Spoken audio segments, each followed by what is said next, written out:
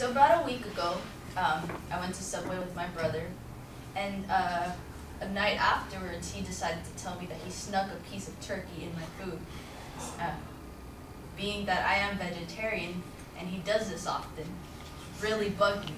So my quote is, it's far easier to get it and eat, it's far easier to forgive an enemy after you've gotten even with him.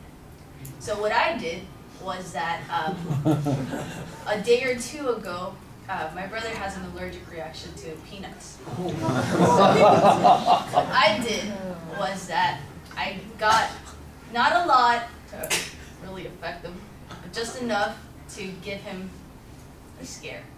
So I put it inside one of his drinks. That it was soda or something, and he likes to leave little fishies in his drink, so he didn't care. So so he drank it, and nothing really happened to him other than his lips got swollen up and stuff. But he noticed that I did this. So my point was that if I didn't get even with him, he would have continued to do this, and he does do this often. So where was I going?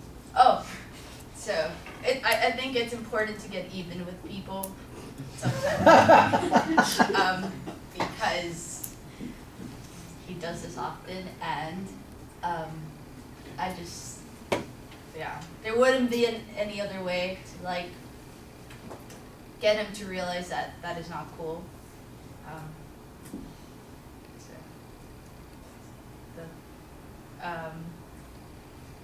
So the importance of getting even.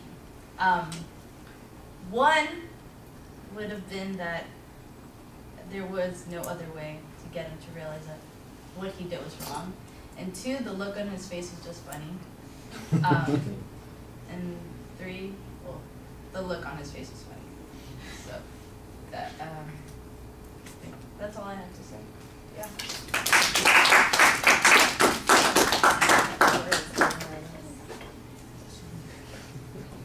You keep that for life. To remind me how bad. To remind you to get even. No, seriously, you can't do that. No, don't give it back to me. Oh, really? Yeah. That's your souvenir for the day. That's how to get even. How old is your brother? He's next. Oh, he's an adult. I thought when you said put fishies in, I thought maybe he was a little kid. Oh no, he's just gross. Okay.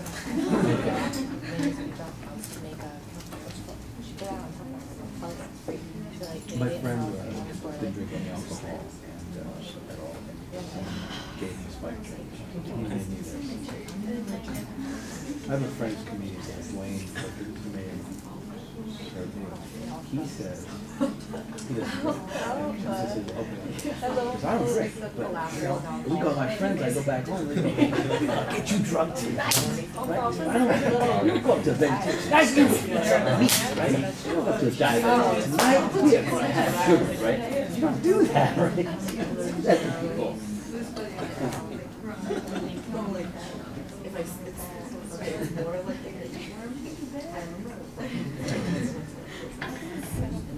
Well, we were at Thanksgiving and like a complete vegan with no cheese. Christmas and parents, it's like a few more. This year, for some reason, how can it be that they vow right? Turkish. And then they made cousins also right there. Cut it. What are you doing? This guy's trying to get away from this. It's like a moral change in your life. And you make them cut it. He's at the host. I look at it. And I told my mom, I was like, I want to take that turkey from the window. The person who brought it didn't know that. Okay, Bernice, you've got an interesting story to start with, and the problem is you get stuck on that story and it just becomes like the focus of the whole speech. And instead of it being a clever introduction to the point that you're trying to make, it becomes the only illustration for the point that you have to make. And so I think you got a little bit sidetracked as a result, and that becomes a problem for some of the delivery things. When you realize that you're stuck, that's when your facial expression changes a little bit. That's when your voice drops out. Before that, when you were just telling the story at the beginning, you seemed fine. But like I said, when you got stuck, that's when those other things started to collapse on you a little bit. You need a structure. I think you tried to get yourself a structure in the last minute of the speech to say, well, let me go back and talk about it. And then you had 2 points, and then basically repeated the second point again to try and make it feel like it's a little bit more complete. Doesn't quite work, but I appreciated the effort there. Like I said, I thought you did a good job at the beginning. Your voice projecting, and there's good variety there. The pacing, though, is problematic because you do hit those dead spots when you get stuck for the next idea. Your gesture's a little bit limited because you've got the paper in your hands the whole time. This might sound strange, and maybe it's only me. When you watch it back, see if you can tell. But it seemed to me like you were standing almost sideways the whole time you were speaking. It's sort of like you have your left hip, maybe 6 inches forward. I couldn't quite tell, but not that you're ignoring those people over there, because you looked over in that direction, but it was like you didn't like them very much, and maybe I'm reading too much into it. You should look and see. It was just something that when I was watching, I thought, what's going on there? You